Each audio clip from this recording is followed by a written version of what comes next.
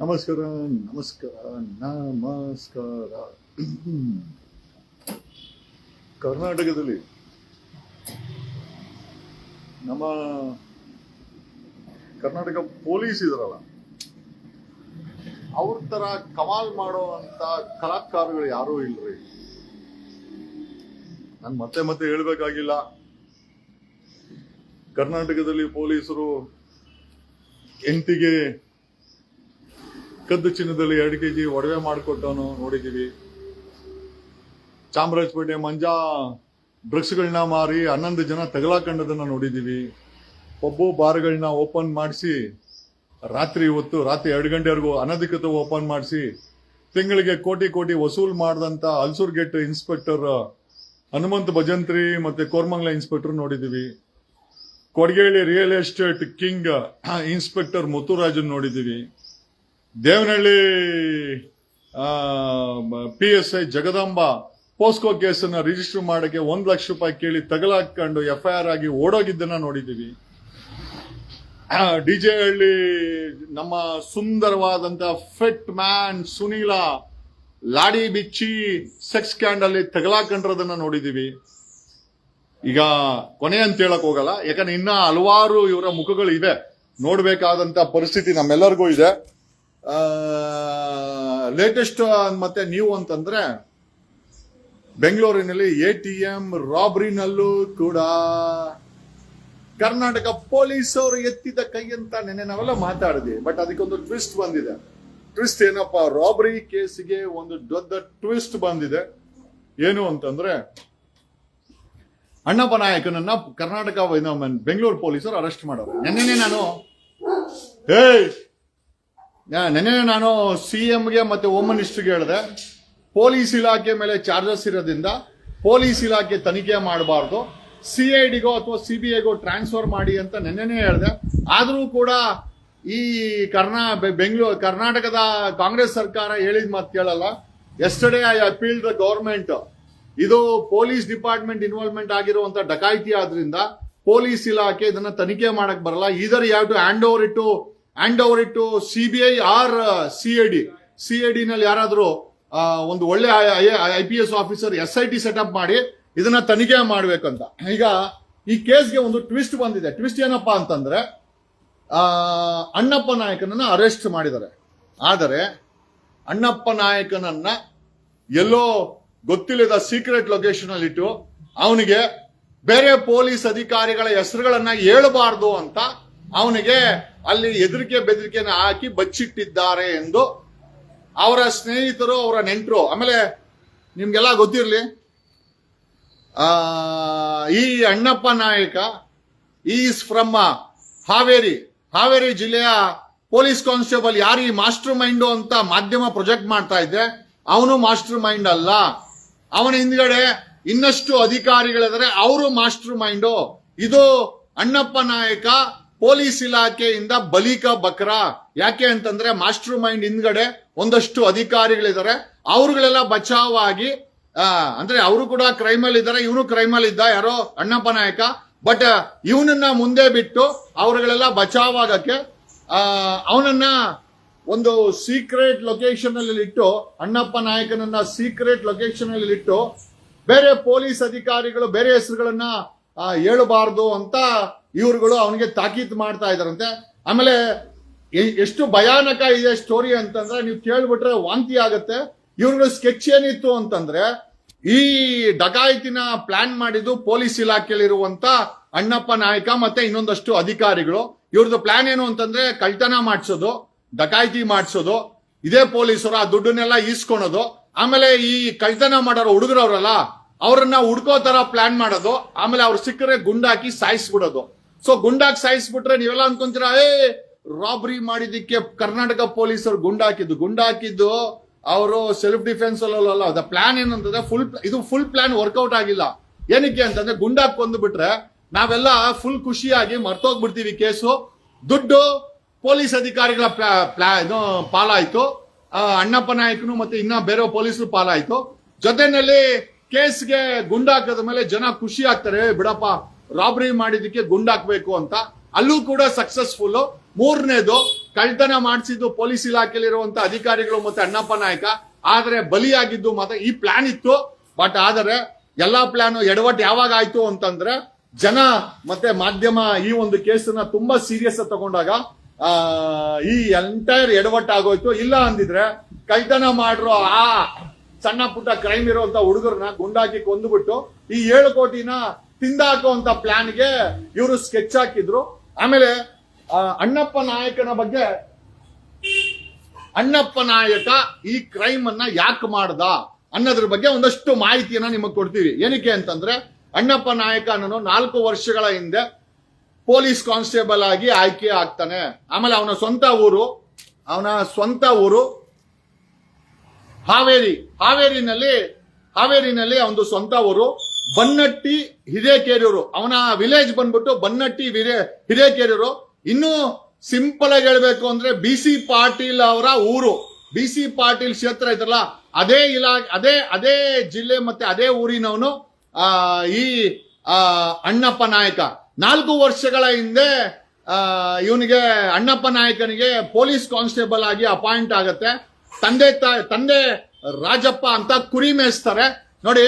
ಪಾಪ ಆ ಕುರಿ ಮೇಯಿಸೋ ಅಂತ ಒಬ್ಬ ರೈತನ ಮಗ ಈ ಅಣ್ಣಪ್ಪ ನಾಯಕ. ತಂದೆ ಕುರಿ ಮೇಯಿಸ್ಕೊಂಡು ಮಗ ಹೆಂಗಿದ್ರು ಪೊಲೀಸ್ ಕಾನ್ಸ್ಟೇಬಲ್ ಆದ್ನಲ್ಲ ಅಂತ ಖುಷಿಲಿದ್ದು 4 ವರ್ಷದಲ್ಲಿ ಮನೆಗಿನೇ ಎಲ್ಲ ಕಟ್ಕೊಂಡಿದ್ದಾರೆ. ಕಾರಣ ಯಾಕೆ ಇದನ್ನೆಲ್ಲ ಹೇಳ್ತಾ ಇದ್ದೀನಿ ಅಂತಂದ್ರೆ ಅಣ್ಣಪ್ಪ ನಾಯಕ ಮೊದಲ ಬಾರಿ ಕ್ರೈಮ್ ಮಾಡಿಲ್ಲ. ಇದರ ಹಿಂದೆನೂ ಸಹ ಮೇಲಧಿಕಾರಿಗಳು ಅವನ ಬಳಿಯಿಂದ ಸಾಕಷ್ಟು ಕ್ರೈಮ್ಗಳನ್ನ ಮಾಡಿಸಿ.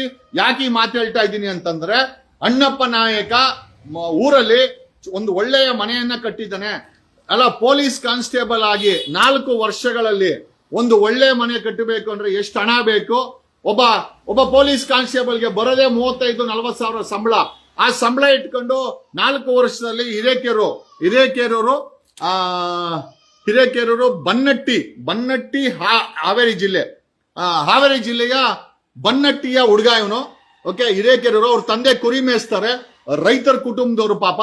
ಬಟ್ ಆದರೆ ಇಲ್ಲಿ ನಾವು ಯೋಚನೆ ಮಾಡ್ಬೇಕೇನಂತಂದ್ರೆ ಅಣ್ಣಪ್ಪ ನಾಯಕ ಇದೇ ಮೊದಲ ಬಾರಿ ಕ್ರೈಮ್ ಮಾಡಿಲ್ಲ, ಕಳ್ತನ ಮಾಡಿಲ್ಲ. ಈ 4 ವರ್ಷಗಳಲ್ಲಿ ಹಲವಾರು ಬಾರಿ ಈ ರೀತಿ ಆಕ್ಟಿವಿಟೀಸ್ ಗಳನ್ನ, ಕಳ್ತನಗಳನ್ನ, ದರೋಡೆಗಳನ್ನ ಪೊಲೀಸ್ ಇಲಾಖೆ ಅವರ ಮೇಲಧಿಕಾರಿಗಳು ಈತನ ಕೈಯಲ್ಲಿ ಮಾಡಿಸಿದ್ದಾರೆ. ಇದು ಮೊದಲ ಬಾರಿ ಅಲ್ಲ. ಆಮೇಲೆ ಈ ಅಣ್ಣಪ್ಪ ನಾಯಕನ ಸ್ನೇಹಿತರಿಗೆ ಹೇಳ್ಕೊಂಡಿದ್ದಾನೆ, ನಾನು ಪೊಲೀಸ್ ಕಾನ್ಸ್ಟೇಬಲ್ ಆಗಿದ್ದೀನಿ, ನನಗೆ PSI ಆಗಬೇಕು, ಪೊಲೀಸ್ ಸಬ್ ಇನ್ಸ್ಪೆಕ್ಟರ್ ಆಗ್ಬೇಕು. ಬಟ್ ಆದ್ರೆ ಪೊಲೀಸ್ ಸಬ್ ಇನ್ಸ್ಪೆಕ್ಟರ್ ಆಗ್ಬೇಕು ಅಂತಂದ್ರೆ 1.5 ಕೋಟಿ ಲಂಚ ಕೊಟ್ರೆ ಮಾತ್ರ ಪೊಲೀಸ್ ಸಬ್ ಇನ್ಸ್ಪೆಕ್ಟರ್ ಸಿಗುತ್ತೆ ಅಂತ ಧಾರವಾಡದಲ್ಲಿ ಪೊಲೀಸ್ ಸಬ್ ಇನ್ಸ್ಪೆಕ್ಟರ್ ಆಗ್ಲಿಕ್ಕೆ ತಯಾರಿಯನ್ನ ನಡೆಸ್ತಾ ಇದ್ದ ಈ ಅಣ್ಣಪ್ಪ ನಾಯಕ ಅನ್ನೋ ಈ ATM ರಾಬರಿನಲ್ಲಿ ಸಿಕ್ಕಾಕೊಂಡ್ರು ಅಂತ ಪೊಲೀಸ್ ಕಾನ್ಸ್ಟೇಬಲ್. ತಂದೆಯವರು ಕುರಿ ಮೇಯಿಸ್ತಾರೆ, ಒಳ್ಳೆಯ ಕುಟುಂಬ, ತಂದೆ ತಾಯಿ ಇಬ್ರು ಒಳ್ಳೆಯವರು. BC ಪಾಟೀಲ್ ಅವರ ಊರಿನವನು ಈ ಅಣ್ಣಪ್ಪ ನಾಯಕ. 4 ವರ್ಷಗಳ ಹಿಂದೆ ಅವನಿಗೆ ಪೊಲೀಸ್ ಕಾನ್ಸ್ಟೇಬಲ್ ಆಗಿ ಅಪಾಯಿಂಟ್ ಆಗುತ್ತೆ. PSI ಆಗಬೇಕು ಅಂತ ಧಾರವಾಡದಲ್ಲಿ ಯಾವುದೋ ಒಂದು ಟ್ಯುಟೋರಿಯಲ್ ಸೇರ್ಕೊಂಡು ಓದ್ತಾ ಇರ್ತಾನೆ. ಬಟ್ ಅವನಿಗೆ ಒಂದೇನು ಅಂತಂದ್ರೆ ಪೊಲೀಸ್ ಸಬ್ ಕಾನ್ಸ್ಟೇಬಲ್ ಇಂದ ಪೊಲೀಸ್ ಸಬ್ ಇನ್ಸ್ಪೆಕ್ಟರ್ ಆಗ್ಬೇಕು ಅಂದ್ರೆ 1.5 ಕೋಟಿ ಲಂಚ ಕೊಡಬೇಕು ಅಂತ ಹೇಳ್ಕೊಂಡಿದ್ದಾನೆ. ಮೋಸ್ಟ್ ಪ್ರಾಬಲಿ ಆ 1.5 ಕೋಟಿ ಲಂಚ ಕೊಡೋಕೆ ಅವನ ಹತ್ರ ದುಡ್ಡಿರ್ಲಿಲ್ಲ. ಹಾಗಾಗಿ ಇಂಥ ಕ್ರೈಮ್ಗಳಲ್ಲಿ ಪಾಲನೆ ಆಗಿದ್ದಾನೆ ಅಂತ ಒಂದು ಸಣ್ಣ ಮಾಹಿತಿ ನೋಡ್ರಿ. ಸರ್ಕಾರದಲ್ಲಿ ಲಂಚ ಇಸ್ಕೊಂಡು ಪೋಸ್ಟಿಂಗ್ ಕೊಡೋ ಅಂತ ಬೇವರ್ಸಿಗಳು ಯೋಚನೆ ಮಾಡಬೇಕು. ನೀವುಗಳ ಲಂಚ ಇಸ್ಕೊಂಡು ಪೋಸ್ಟಿಂಗ್ ಕೊಡಕ್ಕೆ, ಆ ಪೋಸ್ಟ್ ನ ತಗೊಳಕ್ಕೆ, ಎಂತೆಂತ ಕ್ರೈಮ್ ಮಾಡಕ್ಕೆ ಇವತ್ತಿನ ಯುವಕರು ಪ್ರೇರೇಪಣೆ ತಗೊಳ್ತಾ ಇದ್ದಾರೆ, ರಿಸ್ಕ್ ತಗೊಳ್ತಾ ಇದ್ದಾರೆ. ಈ ವಾಂಟೆಡ್ ಅಣ್ಣಪ್ಪ ನಾಯಕ ಪೊಲೀಸ್ ಸಬ್ ಇನ್ಸ್ಪೆಕ್ಟರ್ ಆಗಲೇಬೇಕು ಅನ್ನೋ ಒಂದೇ ಒಂದು ಕಾರಣಕ್ಕೆ ಅವನು ಈ ಒಂದು ಕ್ರೈಮ್ ಅನ್ನ ಮಾಡಿ, ಲೂಟಿಯನ್ನ ಮಾಡಿ, ಆ ಕದ್ದಂತ ಹಣದಲ್ಲಿ ಲಂಚವನ್ನ ಕೊಟ್ಟು ಪೊಲೀಸ್ ಸಬ್ ಇನ್ಸ್ಪೆಕ್ಟರ್ ಆಗಬೇಕು ಅಂತ ಅಂದುಕೊಂಡಿದ್ದ ಅಂತ ಒಂದಷ್ಟು ಬಲ್ಲ ಮೂಲಗಳು, ಅವನ ಸ್ನೇಹಿತರುಗಳು, ಅವನಿಗೆ ಸಂಬಂಧಪಟ್ಟಂತವ್ರು ಹೇಳ್ತಾ ಇದ್ದಾರೆ. ನಾಚಿಕೆ ಗೀಚಿಕೆ ಏನು ಇಲ್ವೇನ್ರೋ? 2.5 ಲಕ್ಷ ಪೋಸ್ಟ್ಗಳನ್ನ, ಸರ್ಕಾರಿ ಪೋಸ್ಟ್ಗಳನ್ನ ಓಪನ್ ಆಗಿ ಇಟ್ಟಿದ್ದೀರಾ. ಆ ಕರ್ನಾಟಕ ಪಬ್ಲಿಕ್ ಸರ್ವಿಸ್ ಕಮಿಷನ್ ಥೇಟ್ ಒಳ್ಳೆ ಬ್ರೋಕರ್ಗಳ ಕಮಿಷನ್ ಕೂತಿದೆ ನೋಡಿ. ಅವನು ನಿಮಗೆ ಲಂಚ ಕೊಟ್ಟು ಪೊಲೀಸ್ ಸಬ್ ಇನ್ಸ್ಪೆಕ್ಟರ್ ಆಗೋಕ್ಕೋಸ್ಕರ ATM ದರೋಡೆ ಮಾಡ್ದಂತೆ.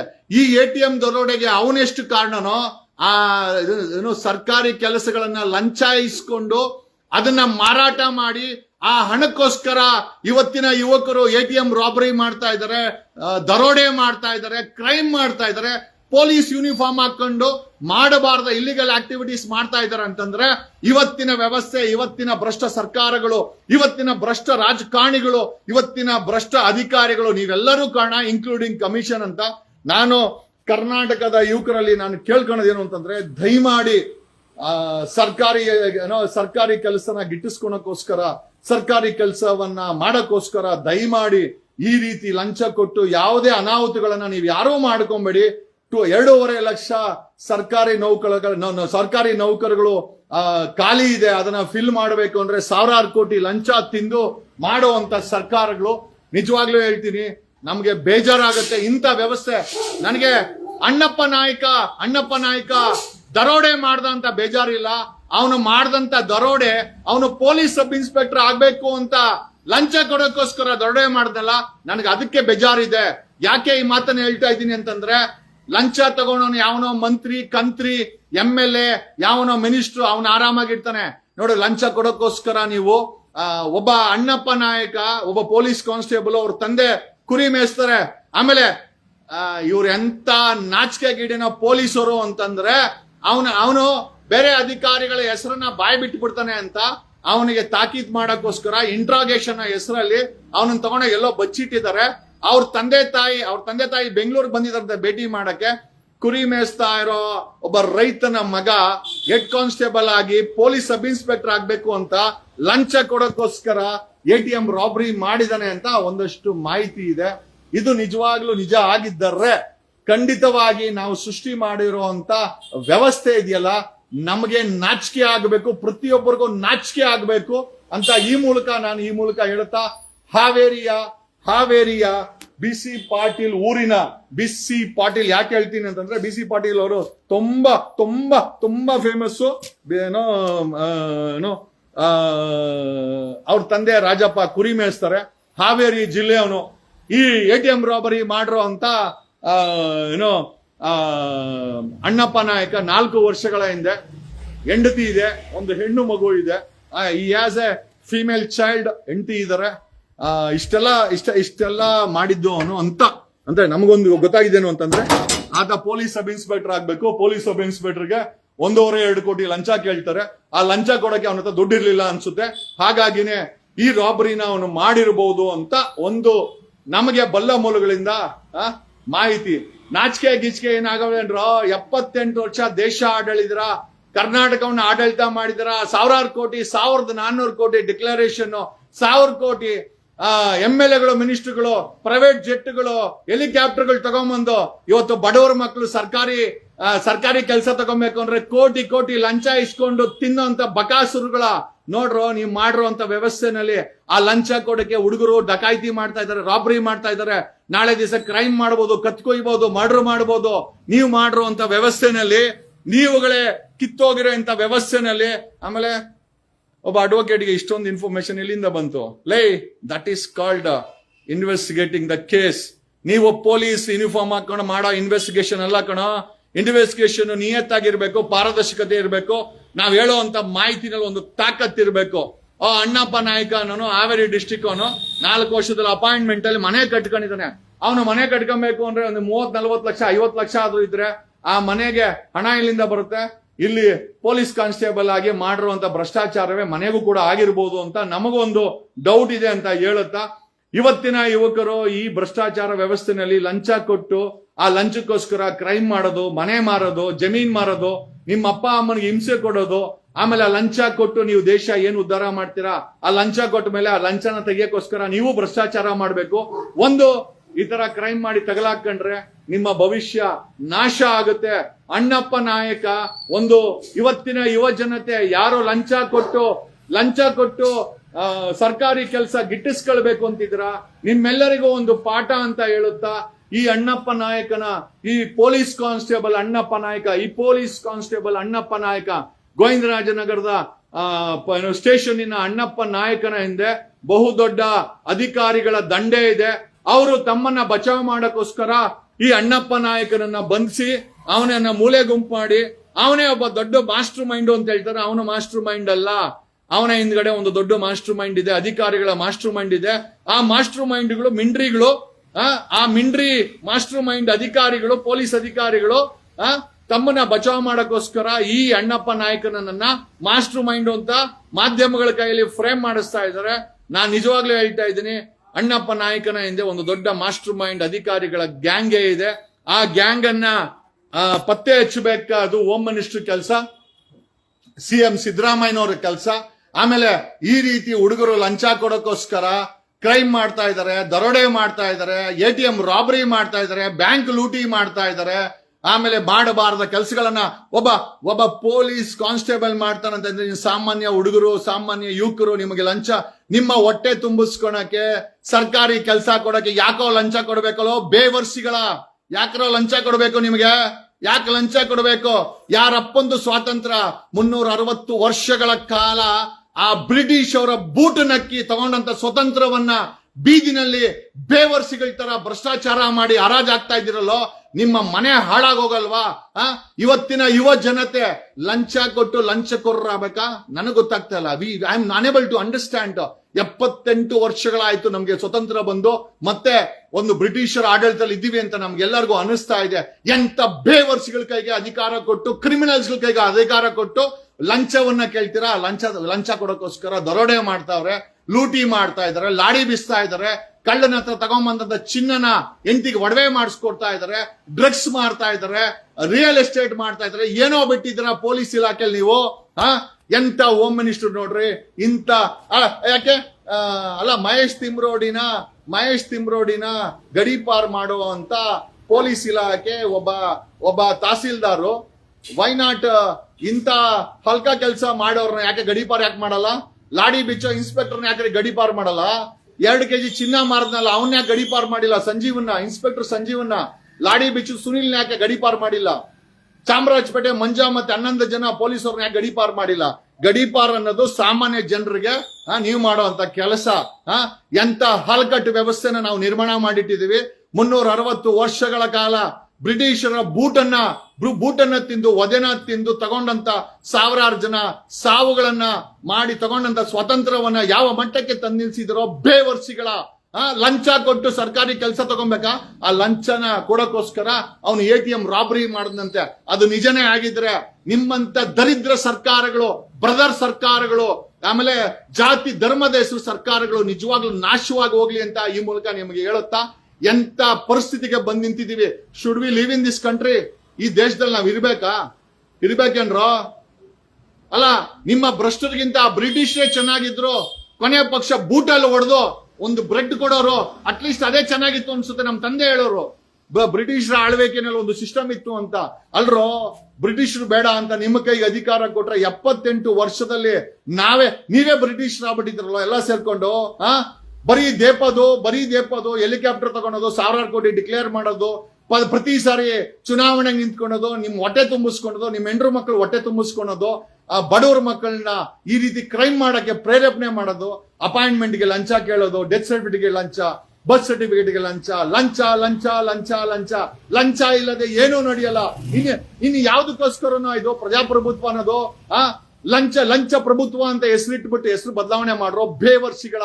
ನಿಮ್ಮ ಹೊಟ್ಟೆ ತುಂಬಿಸ್ಕೊಳ್ಳಿ. ಬಡವರ ಮಕ್ಕಳನ್ನ ಈ ರೀತಿ ಕ್ರೈಮ್ ಮಾಡಕ್ಕೆ ಈ ರೀತಿ ಪ್ರೇರೇಪಣೆ ಮಾಡ್ತಿರಲ್ವಾ? ಇವತ್ತು ಭ್ರಷ್ಟಾಚಾರ ಪೊಲೀಸ್ ಇಲಾಖೆನಲ್ಲಿ ಅತಿ ಹೆಚ್ಚಿದೆ. ಹೆಂಗ್ ಕಂಟ್ರೋಲ್ ಮಾಡ್ತೀರಾ?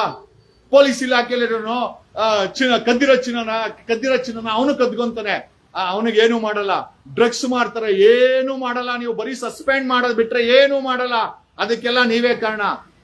ಆ ಸೂರ್ಯನಗರ ಇನ್ಸ್ಪೆಕ್ಟರ್ ಹತ್ರ 1-2-3 ಕೋಟಿ ಇಸ್ಕೊಂಡಿರ್ತಾರ ಪೋಸ್ಟಿಂಗ್ಗೆ, ಅವ್ನ್ ದೇಪ್ಲೇಬೇಕು. ಅವನು ಚಾಮರಾಜಪೇಟೆ ಅವನ ಹತ್ರ 5 ಕೋಟಿ ಇಸ್ಕೊಂಡಿರ್ತೀರ. ನಾನು ಹೇಳ್ತಾ ಇರೋದು ಲಂಚ ಪೋಸ್ಟಿಂಗ್ ಲಂಚ ಇಸ್ಕೊಂಡಿರ್ತೀರ, ಅವನು ಡ್ರಗ್ಸ್ ಮಾರ್ಲೇಬೇಕು. ಇನ್ನು ಕೊಡಗೇಳಿ ಅವನ ಹತ್ರ 1.5-2 ಕೋಟಿ ಇಸ್ಕೊಂಡಿರ್ತೀರ, ಅವನು ರಿಯಲ್ ಎಸ್ಟೇಟ್ ಮಾಡಿ ಅದನ್ನ ರಿಕವರಿ ಮಾಡ್ಲೇಬೇಕು. ಅಲ್ರಿ, ಅಪಾಯಿಂಟ್ಮೆಂಟ್ಗೆ ಲಂಚ, ಪೋಸ್ಟಿಂಗ್ಗೆ ಲಂಚ, ಪ್ರಮೋಷನ್ಗೆ ಲಂಚ. ಇನ್ನೂ ಒಂದ್ ಹೆಜ್ಜೆ ಮುಂದೆ ಹೋಗಿ ಹೆಣ್ಣು ಮಕ್ಕಳು ಸುಂದರವಾಗಿದ್ರೆ ಮಂಚಕ್ಕೂ ಕಡಿಬು. ಲಂಚ ಮಂಚ ಎರಡೂ ಕೊಟ್ಟಾಗ ಮಾತ್ರ ನಿಮ್ಗೆ ಪ್ರಮೋಷನ್ ಸಿಗುತ್ತೆ, ಪೋಸ್ಟಿಂಗ್ ಸಿಗುತ್ತೆ, ಸರ್ಕಾರಿ ನೌಕರಿ ಸಿಗುತ್ತೆ. ಇಂಥ ಬೇವರ್ಸಿ ಬಾಳಕ್ಕೋಸ್ಕರ ಲಂಚ ಕೊಟ್ಟು ಯಾಕ್ರೋ ನಾವು ಸರ್ಕಾರಿ ನೌಕರ ಆಗ್ಬೇಕು? ಅದಕ್ಕೋಸ್ಕರನೇ I didn't want to become ನಮ್ ತಂದೆ ಯಾವಾಗಲೂ ಹೇಳೋರು ಮಿಲಿಟರಿ ಸೇರ್ಕೋ ಅಂತ. ನನ್ಗೆ ಇಷ್ಟ ಆಗ್ಲಿಲ್ಲ ಸೇರ್ಕೊಳಕ್ಕೆ. ಕಾರಣ ಯಾಕೆ ಅಂತಂದ್ರೆ ನನ್ಗೆ ಭ್ರಷ್ಟಾಚಾರ ಮಾಡಕ್ಕೆ ಬರಲ್ಲ. ಭ್ರಷ್ಟಾಚಾರ ವಹಿಸ್ತೀನಿ, ಬದುಕಕ್ಕೆ ಬರಲ್ಲ, ನಾನು ಧ್ವನಿ ಮಾಡ್ತೀನಿ. So many of my friends told become an IPS officer. ಯಾವನೋ ಕ್ರಿಮಿನಲ್ಗೆ ಸಲ್ಯೂಟ್ ಹೊಡಿಯೋಕ್ಕೋಸ್ಕರ ಯಾಕ್ರೋ IPS ಆಫೀಸರ್ ಆಗ್ಬೇಕು? ಒಂದು ನಿಯತ್ತಿದ್ದಾಗ ಮಾತ್ರ, ಕೊಡೋ ಸಂಬಳಕ್ಕೆ ಕೊಟ್ಟರು, ಗಾಡಿಗೆ ಕೊಟ್ಟರು, ಮನೆಗೆ ಕೊಟ್ಟರು, ಆಫೀಸ್ಗೆ ನಿನಗೆ ಹೊಡೆಯೋ ಸಲ್ಯೂಟ್ಗೆ ನಿಯತ್ತಿರುವಂತ ಯಾವ್ದಾದ್ರು ಒಬ್ಬ IPS ಆಫೀಸರ್ ತೋರಿಸಿ. 180 ಜನ IPS ಆಫೀಸರ್ ಇದಾರೆ, ಅವ್ರ ಆತ್ಮ ಮುಟ್ಕೊಂಡು ಹೇಳಿ ಅವರು ನಿಜವಾಗ್ಲೂ ನಿಯತ್ತ ಕೆಲಸ ಮಾಡ್ತಾರೆ. ನಾನ್ ಖಂಡಿತವಾಗಿ ಹೇಳ್ತೀನಿ, ಅವರು ನಿಯತ್ತ ಕೆಲಸ ಮಾಡ್ತಾ ಇಲ್ಲ. ನಾನು ಅದಕ್ಕೋಸ್ಕರನೇ ಐ ವಾಂಟೆಡ್ ಟು ಬಿಕಮ್ ನಾನು ಆರ್ಮಿನಲ್ಲಿ ಅಥವಾ ಡಿಫೆನ್ಸ್ ಅಲ್ಲಿ ಶಾರ್ಟ್ ಸರ್ವಿಸ್ ಕಮಿಷನ್ ಅಲ್ಲಿ ಆಫೀಸರ್ ಆಗ್ಬೇಕು ಅನ್ಕೊಂಡೆ, ಬೇಡ ಅಂತ ಬಿಟ್ಬಿಟ್ಟೆ. ದೆನ್ ಯಾರೋ ಒಂದಷ್ಟು ಜನ ಫ್ರೆಂಡ್ಸ್ ಹೇಳಿದ್ರು IPI ಏನೋ ಸಿವಿಲ್ ಸರ್ವಿಸ್ ಎಕ್ಸಾಮ್ ಬರಿ ಅಂತ. ನಮಗ್ ಗೊತ್ತು ನಾವಲ್ಲೆಲ್ಲ ಫಿಟ್ ಆಗಲ್ಲ, ಯಾಕೆ ಅಂತಂದ್ರೆ ನಮ್ ಬಾಯಿ ಸರಿ ಇಲ್ಲ, ಪ್ರಶ್ನೆ ಮಾಡ್ತೀವಿ, ನಮ್ಮನ್ನ ಉಗಿದು ಓಡಿಸ್ಬಿಡ್ತಾರೆ ಅಂತ ನಮ್ಗೆ ಗೊತ್ತಿತ್ತು. ಹಂಗಾಗಿನೇ ಕೊನೆಗೆ ಉಳಿದಿದ್ದು ಜಸ್ಟ್ ಪಾಸ್ ಅಲ್ಲಿ ಅಡ್ವೊಕೇಟ್. ಬಟ್ ಒಂದಂತ ಹೇಳ್ತೀನಿ, ನಾನು ಬೇರೆ ಅಡ್ವೊಕೇಟ್ ಕಂಪೇರ್ ಮಾಡಕ್ ಹೋಗಲ್ಲ. But being N advocate, I am performing my fundamental duties of my constitution. ನನ್ನ ದೇಶದ ಸಂವಿಧಾನದ ಅಟ್ಲೀಸ್ಟ್ ಮಿನಿಮಮ್ ಬಾಧ್ಯತೆಯನ್ನು ನಾನು ಮಾತಾಡ್ತಾ ಇದ್ದೀನಿ, ಜನರನ್ನ ಎಚ್ಚರಿಸ್ತಾ ಇದ್ದೀನಿ. ನಾನು ಏನಾಗುತ್ತೋ ಗೊತ್ತಿಲ್ಲ. ಈ ವಿಡಿಯೋಗಳು ಮಾಡೋದ್ರಿಂದ ಎಷ್ಟೋ ಜನ ಕೇಳ್ತಾರೆ, ಸರ್ ಈ ವಿಡಿಯೋ ಮಾಡಕ್ರೆ ಏನ್ ಪ್ರಯೋಜನ ಅಂತ. ನನಗೆ ಗೊತ್ತಿಲ್ಲ ಏನ್ ಪ್ರಯೋಜನ ಅಂತ. ಒಂದಂತೂ ನಿಜ, ಜನರ ಮೈಂಡ್ಗೆ ಸತ್ಯ ಅಂತೂ ಹೋಗ್ತಾ ಇದೆ, ಅದೇ ಪ್ರಯೋಜನ. ಇವತ್ತಿನ 2.5 ಲಕ್ಷ ಆ ಪೋಸ್ಟ್ಗಳೇನಿದೆ, ಈ ಬಕಾಸುರುಗಳು, ಈ ಕ್ರಿಮಿನಲ್ಗಳು, ಆ ಹುಡುಗರ ಹತ್ರ 1 ಕೋಟಿ 2 ಕೋಟಿ, ತಹಸೀಲ್ದಾರ್ಗೆ DYSPಗೆ 5 ಕೋಟಿ ಅಂತೆ. ನೀವು ನಂಬ್ತೀರಾ? ಒಬ್ಬ ಡಿಸಿಪಿ ಆಗಿರುವಂತ ಒಬ್ಬ ವ್ಯಕ್ತಿ DYSP ಆಗಿ ಅಪಾಯಿಂಟ್ ಆಗಿ IPS ಪ್ರಮೋಷನ್ಗೆ 4 ವರ್ಷದಲ್ಲಿ 50 ಕೋಟಿ ಲಂಚ ಕೊಟ್ಟು IPS ಮಾಡ್ಕೊಂಡಿದ್ದಾನೆ. 50 ಕೋಟಿ ಲಂಚ ಕೊಟ್ರೆ ಒಬ್ಬ DYSP KPSC ಅಲ್ಲ ಸ್ಟೇಟ್ ಕ್ಯಾಡ್ರೆ DYSP ನ 50 ಕೋಟಿ ಕೊಟ್ರೆ IPS ರ್ಯಾಂಕ್ ಕೊಡೋ ಅಂತ ಬೇವರ್ಸಿಗಳು ಈ ದೇಶದಲ್ಲಿ ಇದಾರೆ ಅಂತಂದ್ರೆ ನಮ್ಮ ವ್ಯವಸ್ಥೆ ಎಲ್ಲೂ ಹೋಗ್ತಾ ಇದೆ. ಅವನು 50 ಕೋಟಿ ಕೊಡಕ್ಕೆ ಎಷ್ಟು ಕ್ರೈಮ್ ಮಾಡಿರ್ಬೋದು, ಅಥವಾ ಎಷ್ಟು ಕ್ರೈಮ್ಗೆ ಸಪೋರ್ಟ್ ಮಾಡಿರ್ಬೋದು ಅವನು DCP ಆಗಿರೋನು.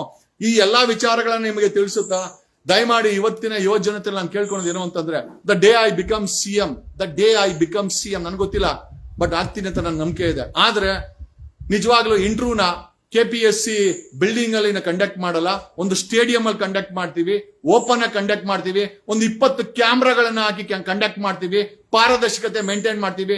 1 ರೂಪಾಯಿ ಲಂಚವಿಲ್ಲದೆ ಸರ್ಕಾರಿ ನೌಕರಿಯನ್ನ ನಾನು ಹಂಚ್ತೀನಿ, ವಿತೌಟ್ ಎ ಸಿಂಗಲ್ ಪೈಸೆ ಲಂಚ. ಸರ್ಕಾರಿ ನೌಕರಿಗಳನ್ನ ನಾನ್ CM ಆದ್ರೆ ಖಂಡಿತವಾಗಿ ಆ 2.5 ಲಕ್ಷ ಪೋಸ್ಟ್ ಗಳನ್ನ 1 ರೂಪಾಯಿ ಲಂಚವಿಲ್ಲದಂತ ವ್ಯಕ್ತಿಗಳನ್ನ ನಾವು ತಯಾರು ಮಾಡಿದಾಗ ನಮ್ಮ ಸಮಾಜ ಲಂಚ ಮುಕ್ತ ಆಗುತ್ತೆ. ಅವನಿಗೆ PSIಗೆ 1.5 ಕೋಟಿ ಇಸ್ಕೊಂಡ ಅಂತಂದ್ರೆ ಅವನು 1.5 ಕೋಟಿ ಕೊಟ್ಟು ಬಂದು 1000 ಕೋಟಿ ಮಾಡಕ್ಕೆ ಕ್ರೈಮ್ ಮಾಡ್ತಾನೆ. ನಮಗೆ ಕ್ರಿಮಿನಲ್ಸ್ ಕ್ರೈಮ್ ಮಾಡೋರು ಬೇಕಾಗಿಲ್ಲ, ನಮ್ಮ ದೇಶವನ್ನ ಕಾಪಾಡೋರು ಬೇಕು, ನಮ್ಮ ದೇಶವನ್ನ ಪ್ರೀತಿ ಮಾಡೋರು ಬೇಕು, ಸಮಾಜವನ್ನ ಪ್ರೀತಿ ಮಾಡುವಂತ ಅಧಿಕಾರಿಗಳು ಬೇಕಾಗಿದೆ. ಆಮೇಲೆ ಎಲ್ಲದಕ್ಕಿಂತ ಹೆಚ್ಚಾಗಿ ಬರೀ ವ್ಯವಸ್ಥೆನ ದೂರ ಮಾಡೋದಲ್ಲ, ಖಂಡಿತವಾಗಿ ಕರ್ನಾಟಕದ ಯುವ ಜನತೆ ನಾನು ಕೇಳ್ಕೊಳ್ಳೋದೇನು ಅಂತಂದ್ರೆ, ಡು ನಾಟ್ ಪ್ರೇ ಬ್ರೈಬ್. ಲಂಚ ಕೊಡಬೇಡಿ, ಲಂಚ ತಗೊಳ್ಬೇಡಿ, ಲಂಚ ಕೊಡಬೇಡಿ. ಸಂಪಾದನೆ ಮಾಡಿ, 1000 ಕೋಟಿ ಸಂಪಾದನೆ ಮಾಡಬಹುದು, ನಿಯತ್ತಗೂ ಕೂಡ ಸಂಪಾದನೆ ಮಾಡಬಹುದು. ಅದಕ್ಕೆ ಲಂಚ ತಗೊಂಡೇ ಮಾಡಬೇಕಾಗಿಲ್ಲ. ನಾನು ಹೇಳೋದೇನು ಅಂತಂದ್ರೆ, never bribe for A government job. ಸರ್ಕಾರಿ ನೌಕರಿಗೆ ಯಾವತ್ತು ಲಂಚ ಕೊಡಬೇಡಿ. ನಾನ್ CM ಆದ್ರೆ ಕಂಠೀರವ ಸ್ಟೇಡಿಯಂ ಅಲ್ಲಿ ಓಪನ್ ಆಗಿ KPSC ಕರ್ಕೊಂಡ್ಬಂದು ಕುಂಡಿಸ್ಬಿಟ್ಟು, ಕರ್ನಾಟಕ ಪಬ್ಲಿಕ್ ಸರ್ವಿಸ್ ಕರ್ಕೊಂಡ್ಬಂದು ಕುಂಡಿಸ್ಬಿಟ್ಟು ಇಂಟರ್ವ್ಯೂ ಮಾಡ್ತೀವಿ. We will interview in open. ಯಾವುದೇ ಕಾರಣಕ್ಕೂ 1 ರೂಪಾಯಿ ಲಂಚ ಯಾವನು ತಗೊಳ್ಬಾರ್ದು. ಲಂಚ ಕೊಡೋದು ತಪ್ಪು, ತಗೊಂಡೋಗೋದು ತಪ್ಪು. ನಾನೇನಾದ್ರು CM ಆದ್ರೆ ಕಾನೂನಿಗೆ ಅಮೆಂಡ್ಮೆಂಟ್ ತಗೊಂಡ್ಬಂದು ಬೀದಿನಲ್ಲಿ ನೇಣಾಕ್ಸ್ತೀನಿ. ಯಾವನೇ ಲಂಚ ತಗೊಂಡೆ we will hang them in the public ಅಂತ ಹೇಳುತ್ತಾ, this is a very serious issue.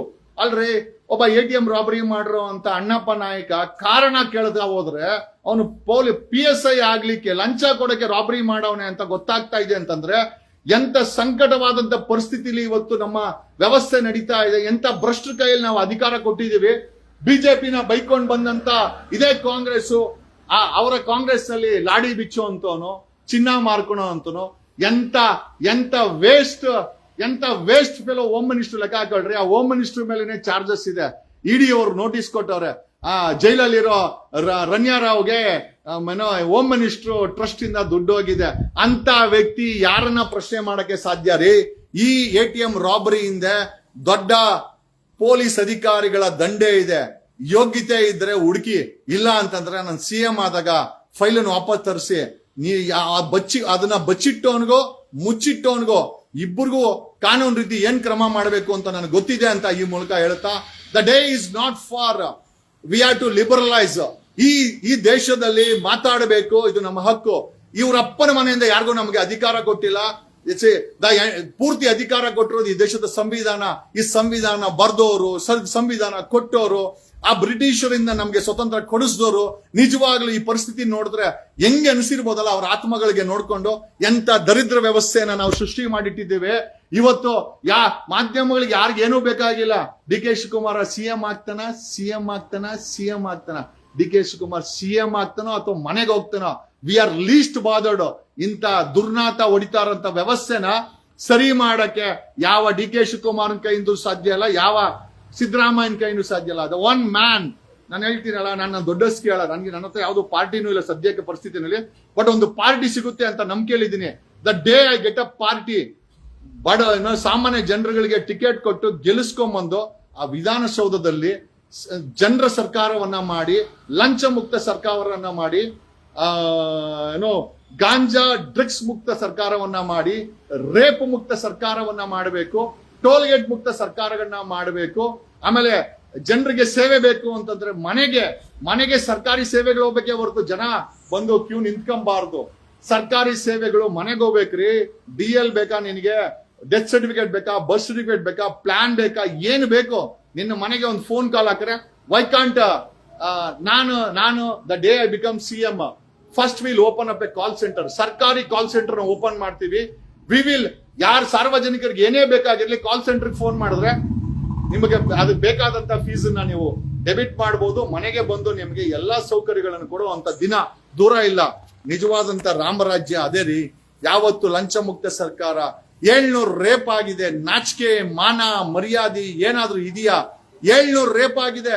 2025 police ಇಲಾಖೆ ಬದುಕಿದ್ದೀರೇನ್ರೋ ನೀವು? 1.25 ಲಕ್ಷ ಪೊಲೀಸ್ ಫೋರ್ಸ್ ಇದೆ. 18,000 ಪೊಲೀಸ್ ಶಾರ್ಟೇಜ್ ಇದೆ. 700 ಹೆಣ್ಣು ಮಕ್ಕಳ ಅತ್ಯಾಚಾರ ಆಗಿದೆ ಕರ್ನಾಟಕದಲ್ಲಿ. ನಾಚಿಕೆ ಗೀಚಿಕೆ ಏನಿಲ್ವಾ ಪೊಲೀಸ್ ಇಲಾಖೆಗೆ? 18,000 ಶಾರ್ಟೇಜ್ ಇದೆ. DGP ಅವರು ಸಂಬಂಧಪಟ್ಟಂತ SP ಅವರುಗಳು ಬರೀಬೇಕು. ಒಂದು ಟೆಕ್ನಿಕಲ್ ಇನ್ಫ್ರಾಸ್ಟ್ರಕ್ಚರ್ ಇಲ್ಲ ಪೊಲೀಸ್ಗೆ, ಒಂದು ಫಾರೆನ್ಸಿಕ್ ಇನ್ಫ್ರಾಸ್ಟ್ರಕ್ಚರ್ ಇಲ್ಲ. ಹೆಣ್ಣು ಮಕ್ಕಳ ಮೇಲೆ ಅತ್ಯಾಚಾರ ಆಗ್ತಾ ಇದೆ ಅಂತ ಅದಕ್ಕೆ ಮೂಲ ಕಾರಣನೇ ಡ್ರಗ್ಸ್ ದಂಧೆ ಮಾರಾಟ. ಡ್ರಗ್ಸ್ ಅನ್ನ ಈಸಿಯಾಗಿ ಮಾರಾಟ ಮಾಡಕ್ ಬಿಡ್ತಾ ಇರೋದು ಇದೇ ಪೊಲೀಸ್ ಇಲಾಖೆಯವರು, ಇದೇ ಪೊಲೀಸ್ ಅವರು. ಒಬ್ಬ ಕಾನ್ಸ್ಟೇಬಲ್ ಡಕಾಯಿತಿ ಮಾಡ್ತಾನೆ 7 ಕೋಟಿ ಅಂತಂದ್ರೆ ನಿಮಗೆ ಓಪನ್ ಆಗಿ ಗೊತ್ತಿರಬೇಕು. ಇವತ್ತು ಡ್ರಗ್ ದಂಧೆ ಕರ್ನಾಟಕದಲ್ಲಿ ಬೆಳಕಣಲು. ಆ ಡ್ರಗ್ ಕುಡಿದು ರೇಪ್ ಮಾಡ್ತಾರೆ, ಮೊಲಸ್ಟೇಷನ್ ಮಾಡ್ತಾರೆ, ಹೆಣ್ಣು ಮಕ್ಕಳ ಅತ್ಯಾಚಾರ ಆಗತ್ತೆ. ಎಲ್ಲದಕ್ಕೂ ಡ್ರಗ್ಗೆ ಕಾರಣ. ಆದ್ರೆ ಡ್ರಗ್ ಇಂದ ಯಾರಿಗ ಲಾಭ ಅಂತಂದ್ರೆ ನನ್ ಅದರ್ ದ್ಯಾನ್ ಪೊಲೀಸ್ ಇಲಾಖೆ ಅಂತ ಹೇಳುತ್ತಾ ನನಗೆ ಏನ್ ಮಾತಾಡ್ಬೇಕು ನನಗಂತೂ ಗೊತ್ತಿಲ್ಲ. ಎಂತ ದರಿದ್ರ ವ್ಯವಸ್ಥೆನೆಲ್ಲ ನಾವೆಲ್ಲ ಬದುಕಿದ್ದೀವಿ.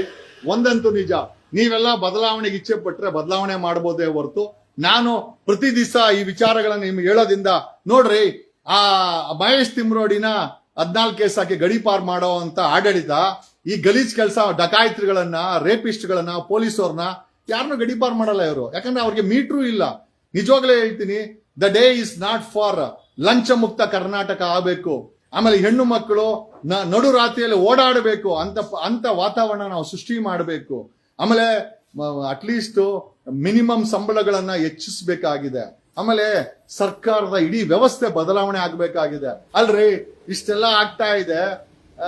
ಮಾಧ್ಯಮ ಏನ್ ತೋರಿಸ್ತಾ ಇದೆ? ಡಿ ಕೆ ಶಿವಕುಮಾರ್ ಕೆಮ್ಮುದ್ರ, ಡಿ ಕೆ ಶಿವಕುಮಾರ್ ಉಗುದ್ರ, ಡಿ ಕೆ ಶಿವಕುಮಾರ್ ವಾಕಿಂಗ್ ಮಾಡ್ತಾವ್ರ, ಡಿ ಕೆ ಶಿವಕುಮಾರ್ CM ಆಗ್ತಾರ. ಡಿ ಕೆ ಶಿವಕುಮಾರ್ CM ಆಗ್ಲಿ, ಅಂಗನ ಹಾಳಾಗನ ಹೋಗ್ಲಿ. ಯಾಕೆ ಅಂತಂದ್ರೆ ನಮಗ್ ಬೇಕಾಗಿರೋದು, ನಾವು ಜೀವನ ಮಾಡ್ತಾ ಇರೋದು ಡಿ ಕೆ ಶಿವಕುಮಾರ್ ಇಂದ. ನಾವು ಕಟ್ಟರೋ ಓಟಿಂದ ಯಾವನಾದ್ರೂ ಸರ್ಕಾರ ಮಾಡ್ತಾನೆ, ನಾವು ಕಟ್ಟ ತೆರಿಗೆಯಿಂದ ಆ ಸರ್ಕಾರಗಳು ನಡೀತದೆ.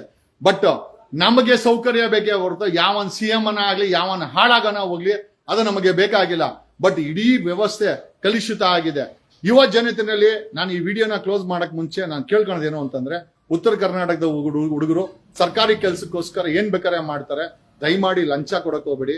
ಇವನು ಅಣ್ಣಪ್ಪ ನಾಯಕನ್ ತರ ATM ರಾಬರಿ ಮಾಡಿ ಅದರಲ್ಲಿ ಪೊಲೀಸ್ ಸಬ್ ಇನ್ಸ್ಪೆಕ್ಟರ್ಗೆ 1.5 ಕೋಟಿ ಲಂಚ ಕೊಟ್ಟು ಹೋಗಕ್ಕೆ ಅವ್ನು ರೆಡಿ ಆಗಿದ್ದಂತೆ ಅಂತ ಮಾಹಿತಿ ಇದೆ. ಇದೇನಾದ್ರೂ ನಿಜವಾಗ್ಲೂ ನಿಜ ಆಗಿದ್ರೆ ಇದಕ್ಕಿಂತ ದರಿದ್ರ ಪರಿಸ್ಥಿತಿ ಭಾರತಕ್ಕೆ ಇನ್ನೇನು ಬರಕ್ಕೆ ಸಾಧ್ಯನೇ ಇಲ್ಲ ಅಂತ ಹೇಳುತ್ತಾ, ದಯಮಾಡಿ ಯುವ ಜನತೆ ಎಚ್ಚರದಿಂದ ಇರಬೇಕು. ಲಂಚವನ್ನ ವಿರೋಧಿಸಿ, ಲಂಚ ಕೊಡಬೇಡಿ. ಸ್ವಲ್ಪ ಕಷ್ಟ ಆಗತ್ತೆ, ಆದ್ರೂ ಕೂಡ ಲಂಚ ಕೊಡ್ಬೇಡಿ. ಈಸಿಯಾಗಿ ಲಂಚ ಕೊಟ್ಟು, ಜಮೀನ್ ಮಾರಿ ಲಂಚ ಕೊಟ್ಟು ಸರ್ಕಾರಿ ಕೆಲಸ ಗಿಟ್ಟಿಸ್ಕೊಳೋದು, ಅಪ್ಪನ ಆಸ್ತಿ ಮಾಡೋದು, ಸಾಲ ಮಾಡೋದು, ಮೀಟರ್ ಬಡ್ಡಿ ತಗೊಳೋದು ಏನೂ ಇಲ್ಲ ಅಂದಾಗ, ಅಲ್ರಿ ಅವನ ಅಣ್ಣಪ್ಪ ನಾಯಕನ, ಆ ಪೊಲೀಸ್ ಕಾನ್ಸ್ಟೇಬಲ್ ಅಣ್ಣಪ್ಪ ನಾಯಕನ ತಂದೆ ಕುರಿ ಮೇಯಿಸ್ತಾರ್ರಿ. ಅವ್ರಿಗೆ ಎಷ್ಟು ನೋವಾಗಿರ್ಬೇಕು. ತನ್ನ ಕುರಿ ಮೇಯಿಸ್ತಾರೋ, ಕುರಿ ಮೇಯಿಸಿ ಅವನಿಗೆ ಊಟ ಹಾಕಿ ಒಬ್ಬ ಸರ್ಕಾರಿ ನೌಕರ ಮಾಡಿರೋಂತ ತಂದೆಗೆ ಇವತ್ತು ಮಗ ATM ರಾಬರಿ ಮಾಡಿದಾನೆ. ಕಾರಣ ಹೆಚ್ಚು ಕಡಿಮೆ 90% ಕಾರಣ ಪೊಲೀಸ್ ಸಬ್ ಇನ್ಸ್ಪೆಕ್ಟರ್ ಆಗ್ಲಿಕ್ಕೆ ಅವನು ಲಂಚ ಕೊಡೋಕ್ಕೋಸ್ಕರ ATM ರಾಬರಿ ಮಾಡಿದಾನೆ ಅಂತ ಮಾಹಿತಿ ಇದೆ. ಇದು ನಿಜವಾಗೇನೆ ಆಗಿದ್ರೆ ಎಂತ ದರಿದ್ರ ಸರ್ಕಾರಗಳನ್ನ, ದರಿದ್ರ ಜನಗಳನ್ನ ನಾವು ಇವತ್ತು ಆಯ್ಕೆ ಮಾಡಿದೀವಿ ಅಂತ ಸ್ಪಷ್ಟವಾಗಿ ಗೊತ್ತಾಗುತ್ತೆ. ಯಾವ ಸಿದ್ದರಾಮಯ್ಯ ನಾನು ಕಳಂಕ ರಹಿತ ಅಂತನೋ, ನೋಡ್ರಿ ಸಿದ್ದರಾಮಯ್ಯನವ್ರೆ, CM ಸಿದ್ದರಾಮಯ್ಯನವ್ರೆ, ನಿಮ್ಮ ಬಗ್ಗೆ ತುಂಬಾ ಗೌರವ ಇದೆ. ಯಾಕೆ ಅಂತಂದ್ರೆ ನಿಮ್ಮ ಅನುಭವ, ನಿಮ್ಮ ಸಾಧನೆ ಕಡಿಮೆ ಇಲ್ಲ. ಆದ್ರೆ ನಿಮ್ಮ ಆಡಳಿತದಲ್ಲಿ ಒಬ್ಬ ಪೊಲೀಸ್ ಕಾನ್ಸ್ಟೇಬಲ್ PSI ಆಗೋಕ್ಕೋಸ್ಕರ 1.5 ಕೋಟಿ ಲಂಚ ಕೊಡೋಕ್ಕೋಸ್ಕರ ರಾಬರಿ ಮಾಡಿದಾನೆ ಅಂತ ಮಾಹಿತಿ ಇದೆ. ಇದು ನಿಜವಾಗಿದ್ದರೆ ಖಂಡಿತವಾಗಿ ಇದಕ್ಕಿಂತ ದೊಡ್ಡ ಅನಾಹುತ ದೇಶದಲ್ಲಿ ಮತ್ತೊಂದಿಲ್ಲ. ಯುವ ಜನತೆ ಕ್ರೈಮ್ ನತ್ತ ವಾಲ್ತಾ ಇದ್ದಾರೆ, ಕ್ರೈಮ್ ಮಾಡ್ತಾ ಇದ್ದಾರೆ, ಲೂಟಿ ಮಾಡ್ತಾ ಇದ್ದಾರೆ.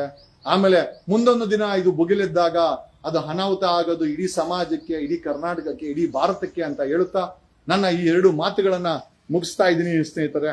ಲಂಚ ಲಂಚ ಲಂಚ, ಈ ಲಂಚ ಯಾವತ್ತು ಮುಕ್ತ ಆಗುತ್ತೋ ಆವತ್ತೇ ಸುವರ್ಣ ಕರ್ನಾಟಕ ಅಂತ ಹೇಳುತ್ತಾ, ಅದನ್ನೇ ರಾಮರಾಜ್ಯ ಅಂತ ನಾನು ಕೂಡ ಹೇಳ್ತೀನಿ ಅಂತ ಈ ಮೂಲಕ ಹೇಳುತ್ತಾ, I am not against any ideology. ನಾನು ಯಾವ ಐಡಿಯಾಲಜಿ ವಿರುದ್ಧನೂ ಅಲ್ಲ, ಯಾವ ಐಡಿಯಾಲಜಿ ಪರನೂ ಅಲ್ಲ, ನಾನು ಯಾವ ಜಾತಿ ಪರನೂ ಅಲ್ಲ, ಯಾವ ಧರ್ಮದ ವಿರೋಧಿನೂ ಅಲ್ಲ. I am A neutral person, I am A citizen of this nation. ಈ ದೇಶದ ನಾಗರಿಕ, ಸಂವಿಧಾನ ಕೊಟ್ಟಿರುವಂತ ಹಕ್ಕನ್ನ ಉಪಯೋಗಿಸ್ಕೊಂಡು ನಾನು ಎಲ್ಲರನ್ನು ಕೂಡ ಅಣ್ತಮ್ಮಂದ್ರು, ಅಕ್ಕ ತಂಗಿರು ಅಂತ ತಿಳ್ಕೊಂಡು ನಾನು ಜೀವನ ಮಾಡ್ತಾರಂತ ವ್ಯಕ್ತಿ. ಯುವ ಜನತೆ ಯಾವುದೇ ಕಾರಣಕ್ಕೂ ಲಂಚವನ್ನ ಕೊಡಕ್ ಹೋಗ್ಬಿಡಿ. ಲಂಚ ತಗೊಂಡು ಸರ್ಕಾರಿ ನೌಕರಿಯನ್ನ ಆಸೆ ಮಾತ್ರ ಬೀಳಕ್ ಹೋಗ್ಬಿಡಿ. ಇಲ್ಲ ಅಂತಂದ್ರೆ ಇವತ್ತು ಅಣ್ಣಪ್ಪ ನಾಯಕನಿಗೆ ಆಗಿರುವಂತ ಅನಾಹುತನೇ ನಿಮಗೂ ಆಗುತ್ತೆ. ಅವನನ್ನ ಗುಂಡಾಕಿ ಸಾಯಿಸಿದ್ರು ಕೂಡ ಆಶ್ಚರ್ಯ ಪಡಬೇಕಾಗಿಲ್ಲ. ಇವರ ಸ್ಕೀಮ್ ತುಂಬಾ ದೊಡ್ಡದಾಗಿತ್ತಂತೆ. ಹುಡುಗರ ಕೈಲಿ ರಾಬರಿ ಮಾಡಿಸಿ ಪೊಲೀಸರು ದುಡ್ಡು ಹಂಚ್ಕೊಂಡು ಅರೆಸ್ಟ್ ಮಾಡೋ ನೆಪದಲ್ಲಿ ಅವರುಗಳಿಗೆ ಗುಂಡಾಕಿ ಸಾಯಿಸ್ಬಿಟ್ಟು ಇಡೀ ಪ್ರಕರಣವನ್ನು ಮುಚ್ಚಾಕಬೇಕು ಅಂತ ಒಂದು ಮಾಸ್ಟರ್ ಪ್ಲಾನ್ ಮಾಡಿದ್ರು. ಬಟ್ ಅದೇನೋ ಅವರ ಮಾಸ್ಟರ್ ಪ್ಲಾನ್ ಕರೆಕ್ಟ್ ವರ್ಕೌಟ್ ಆಗಿಲ್ಲ ಅಂತ ಮಾಹಿತಿ ಇದೆ. ಇಡೀ ಪ್ರಕರಣವನ್ನ ದಿಕ್ಕು ತಪ್ಪಿಸ್ಬೇಕು ಅಂತ ಏನಿಲ್ಲ, ಹುಡ್ಕೊಳಕ್ ಹೋದ್ರಿ, ಅರೆಸ್ಟ್ ಮಾಡಕ್ ಹೋದ್ರಿ, ಅವರು ಅಟ್ಯಾಕ್ ಮಾಡಕ್ ಬಂದ್ರು ಅಂತ ಗುಂಡು ಹಾಕ್ಬಿಟ್ರೆ ಅಲ್ಲಿಗೆ ಕಳ್ಳರು ಸತ್ತೋದ್ರು, ದರೋಡೆಕೋರರು ಸತ್ತೋದ್ರು. ದುಡ್ಡು ಮಾತ್ರ ಈ ಭ್ರಷ್ಟ ಪೊಲೀಸರ ಕೈಯಲ್ಲಿ ಇರ್ತದೆ. ಜನರಿಗೇನೋ ಬಿಡು, ATM ದರೋಡೆ ಮಾಡಿದ್ರು, ಗುಂಡಾಗಿ ಸಾಯಿಸ್ತು ಅಂತ ಅವರು ಸಮಾಧಾನ ಮಾಡ್ಕೊಂತಾರೆ. ಇಡೀ ಪ್ರಕರಣವನ್ನ ಮುಚ್ಚಾಕುವಂತ ಎಲ್ಲಾ ಪ್ರಯತ್ನಗಳನ್ನ ಇವ್ರು ಮಾಡ್ತಾ ಇದ್ರು. ಅಣ್ಣಪ್ಪ ನಾಯಕನ ಹಿಂದೆ ಒಂದು ದೊಡ್ಡ ಭ್ರಷ್ಟ ಅಧಿಕಾರಿಗಳ ದಂಡೆ ಇದೆ. ಅವರ ಹೆಸರುಗಳು ಹೊರಗಡೆ ಬರಬೇಕು home minister, it has to come. ಇಷ್ಟು ಮಾಹಿತಿ ತೆಗೆದಿರೋ ನನಗೆ ಅಣ್ಣಪ್ಪ ನಾಯಕನ ಹಿಂದೆ ಯಾರಿದ್ದಾರೆ ಅಂತ ತೆಗೆಯೋ ದೊಡ್ಡ ವಿಚಾರ ಅಲ್ಲ. ನೀವ್ ಹೇಳಿದ್ರೆ ತುಂಬಾ ಒಳ್ಳೇದು, ಜನ ಮೆಚ್ಕೊಂತಾರೆ. ನಾನ್ ಬಾಯಿ ಬಿಟ್ಟು ಹೇಳಿದ್ರೆ ನೀವ್ ಮುಖದ ಮೇಲೆ ಕಂಬಳಿ ಹಾಕೊಳ್ಬೇಕಾಗತ್ತೆ ಅಂತ ಹೇಳುತ್ತಾ ಈ ಲೈವ್ ಅನ್ನ ಮುಗಿಸ್ತಾ ಇದ್ದೀನಿ. Thanks a lot, love you all. ಕನ್ನಡದಲ್ಲೂ ಕನ್ನಡ. ನಾನ್ ನಿಮ್ಗೋಸ್ಕರ ಧ್ವನಿ ಮಾಡ್ತಾ ಇರೋದು. ನನಗಿದೇನು ಆಗ್ಬೇಕು, ಈ ATM ರಾಬರಿಯಿಂದ ನನಗೇನು ಲಾಭ ಇಲ್ಲ, ಅಥವಾ ಅವನನ್ನ ಹೊಗಳೋದಿಂದ ತೆಗಳೋದಿಂದ, ಈ ಪೊಲೀಸ್ ಇಲಾಖೆನ ಕ್ಯಾಕರ್ಸಿ ಉಗಿಯೋದಿಂದ ನನಗೇನು ಲಾಭ ಇಲ್ಲ. I am being your voice. ಇವತ್ತಿನ ಯುವ ಜನತೆ ಲಂಚ ಕೊಡಬಾರ್ದು. ಲಂಚ ಕೊಡೋದು ತಪ್ಪು, ತಗೊಳ್ಳೋದು ತಪ್ಪು. ನೀವು ಸರ್ಕಾರಿ ನೌಕರಿಗೋಸ್ಕರ ಲಂಚ ಕೊಟ್ರೆ ಅದಕ್ಕಿಂತ ದೊಡ್ಡ ಅಪರಾಧ ಮತ್ತೊಂದಿಲ್ಲ. ಇಡೀ ವ್ಯವಸ್ಥೆನ ಭ್ರಷ್ಟಾಚಾರ ಆಗಿ ಮುಳುಗಿಸೋದ್ರಲ್ಲಿ ನಿಮ್ಮ ಪಾತ್ರ ದೊಡ್ಡದಾಗತ್ತೆ. ನಾಳೆ ಇದೇ ಅಣ್ಣಪ್ಪ ನಾಯಕನ ಪರಿಸ್ಥಿತಿ ನಿಮಗ್ ಬರಬಾರ್ದು ಅಂತಂದ್ರೆ ಲಂಚ ಕೊಡಬೇಡಿ. ಲಂಚ ಕೊಟ್ಟು ಸರ್ಕಾರಿ ಕೆಲಸವನ್ನ ಗಿಟ್ಟಿಸ್ಕೊಳ್ಬೇಡಿ. ಧನ್ಯವಾದಗಳು. Thanks a lot. ನಾನು ನಿಮ್ಮ ವಕೀಲ್ ಸಾಬ್ advocate Jagadish. Thanks a lot.